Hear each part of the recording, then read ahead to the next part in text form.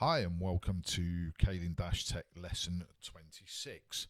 In this lesson we're going to do a continuation really of Lesson 25 in protecting our core BGP configurations and networks. We're going to do this on the actual London core. Okay, so again we're protecting this peering. Now, what we're going to do this lesson is we're going to show you, or at least explain to you, we can show you some of it, the dynamic and static listings for Bogon and Martian networks.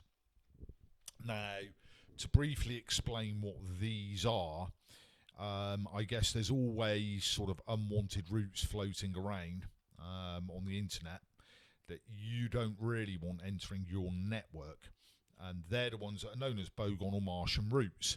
And what they are is they're composed of network ranges that have basically not yet been assigned or are assigned but aren't utilized. So if you do receive routes from these ranges, then that probably means that you're in place for an attack, or you are already under some sort of cyber attack with regards to that, because these are networks that aren't utilized. So they may have already been assigned IPv4, IPv6 ranges, but the IEEE or the IETF know fully that these are not yet being utilized. Okay, so if you see them, then you've got a problem. Okay, so the two methods, as I've said, manual and dynamic. If you want them dynamic, there is a company that offer this service called Cymru. Now, in phonetic, that is Charlie, Yankee, Mike, Romeo, Uniform. And you can find them at www.team-com/bogan-reference.html.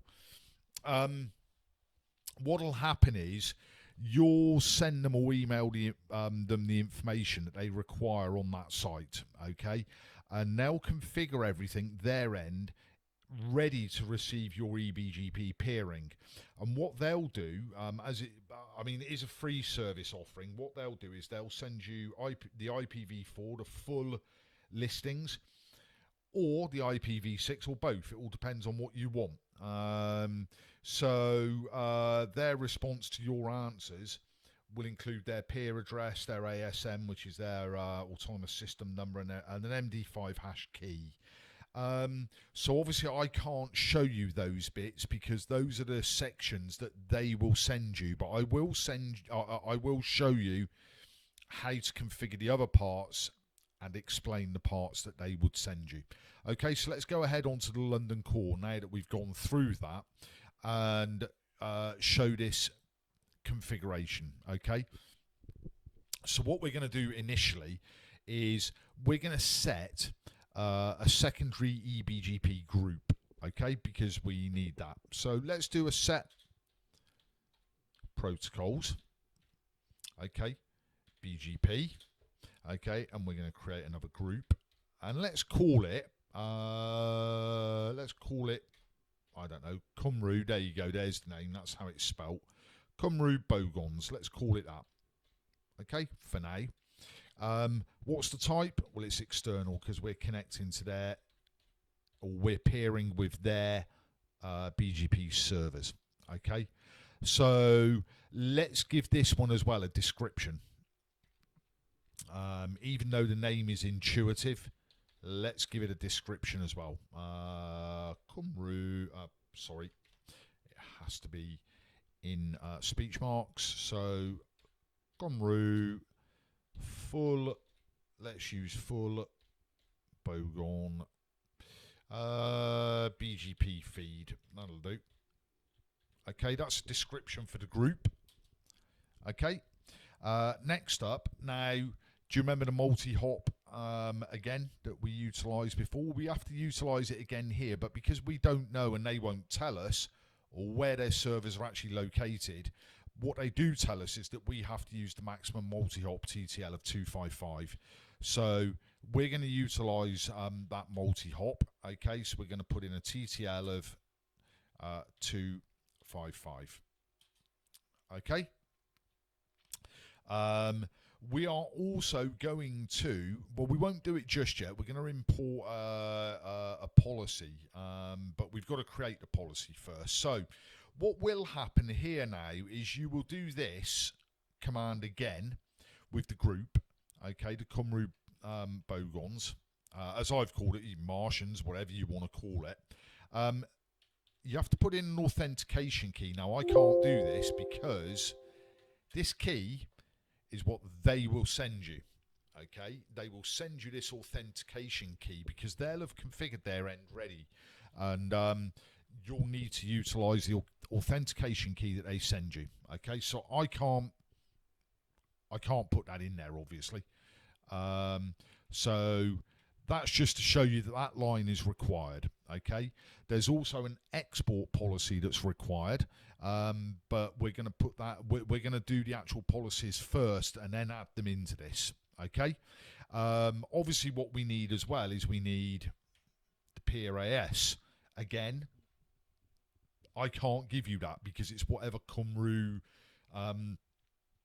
whatever their peer AS is going to be, whatever their ASN is, they'll send you that. Okay, again in the email response. Not only that, they will also send you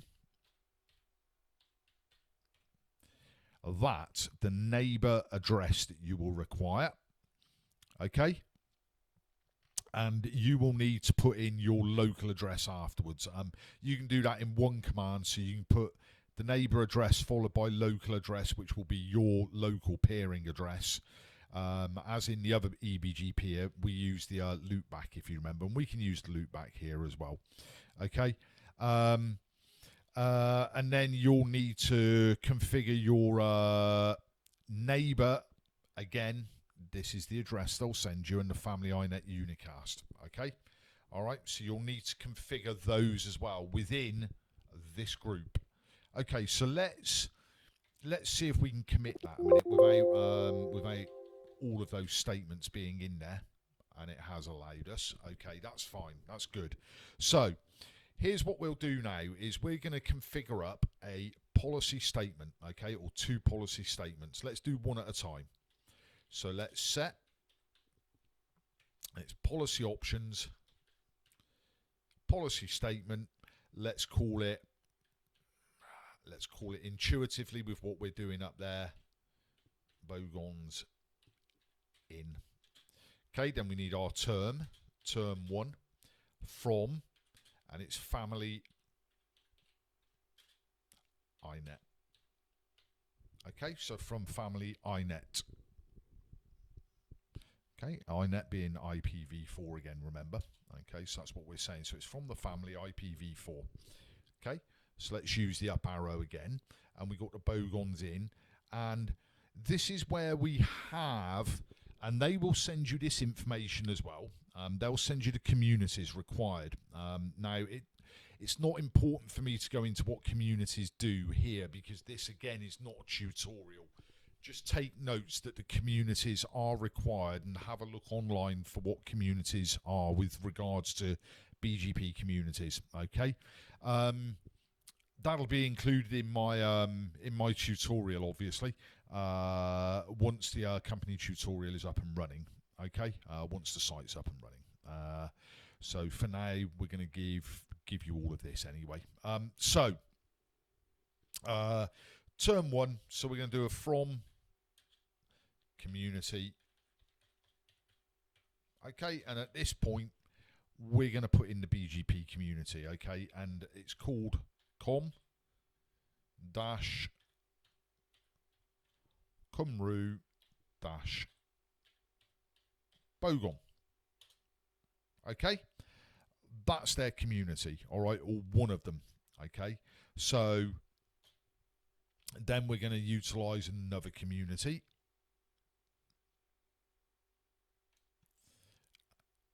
and in this one we're going to do an add a community, then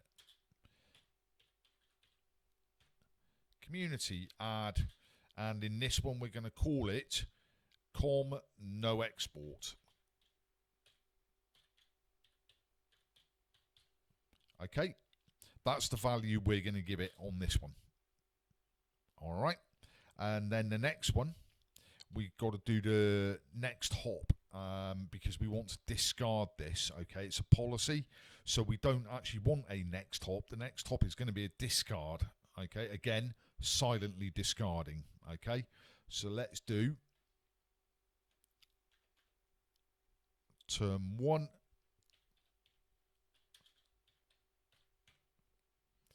Sorry. And then we're going to do the discard. Okay.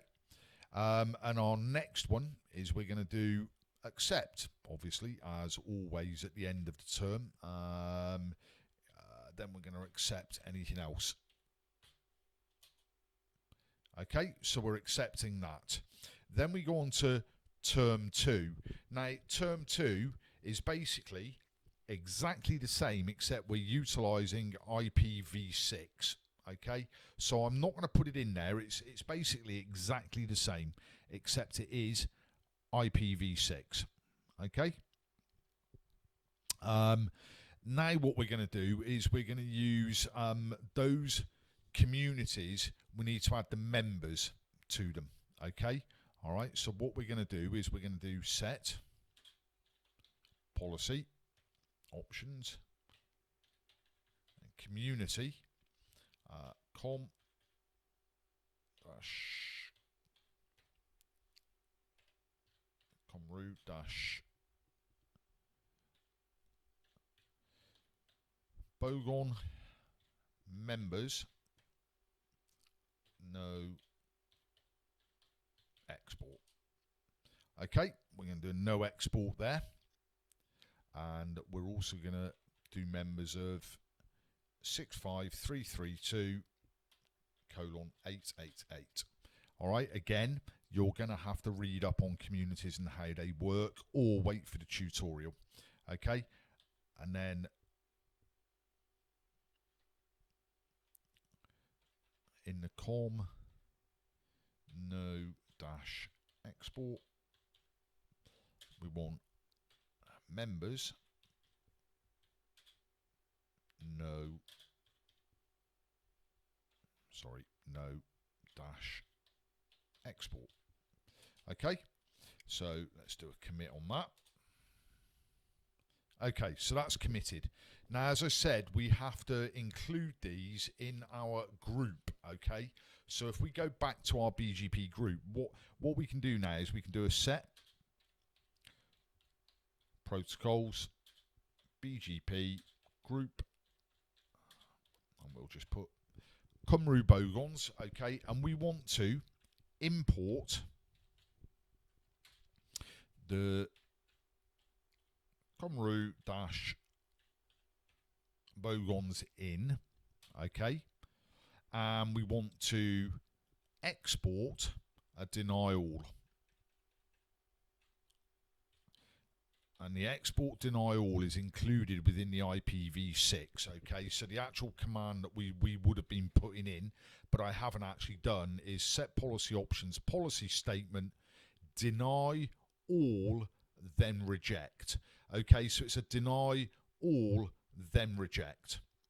Okay, well, in fact, I'll set that up for you anyway. Okay, and then we have that as well. So we'll do an export deny dash all, but obviously we can't commit this because currently at the moment we haven't configured the deny all, and it'll fail because we're calling something that doesn't yet exist. So if we do a policy options, policy statement, and we have to call it the deny dash all, then reject. Okay, so in this case we're actually doing a reject. Okay, and that should commit. So if we were now to look at our run show configuration, let's have a look at our policy options. It might be that we have to put, nope, we don't have to put the statement by the looks of it. That's good. Okay, so what I want to explain here is that all of this that is automated, okay, within this policy statement and also within the actual BGP group, you would have to, from a manual perspective, I don't need to show you how to do this because all we've got to do is remove the cum-ru statements, okay? So what we have to do is we would have to create a policy manually, okay, and put that in our BGP group that peers with our upstream ISP that we already have, okay? So you would have to manually put in, well, first of all, you'd have to find all the addresses, and there are a lot of them. And you would then have to manually keep checking to see what's come online, what's new, what's actually being utilized out of those addresses. Whereas if you do it via cum-ru, it takes a while to set up. They're normally pretty quick, normally, you know, within sort of a week or so, but you've got to remember it's a free service, so there's nothing beholden on them to time limits, but they are pretty quick, and they are very, very good with regards to keeping you updated with anything. So what they do is they ensure and keep an eye on any listings that are new, that are now being used, and they update their end. And what happens is through your dynamic BGP, your end gets updated automatically because you haven't actually got anything your end per se. You're taking what the community states with regards to cum-ru. Okay. So leave it up to cum-ru to do it. I would not recommend doing this manually because it is an awful lot of work. Like I say, you have to find all the IPv4s, all the IPv6s. You'll probably have to go to the IETF, their web pages to get that information, and you would have to update that manually yourself, because what you don't want to be doing is if a customer of yours starts utilizing one of those address ranges, you're going to still be blocking it if you don't check it regularly, and that's an awful lot of work.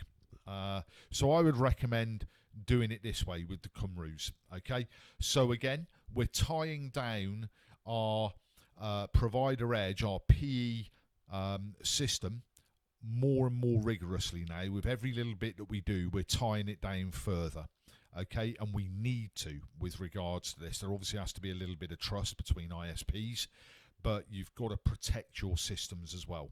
Okay, so that's the end of that lesson. If you need more information regarding cum-ru, or you need me to contact them for you, then please let me know and I will do that, and I'll organise it for you. Okay, thank you very much. Bye-bye.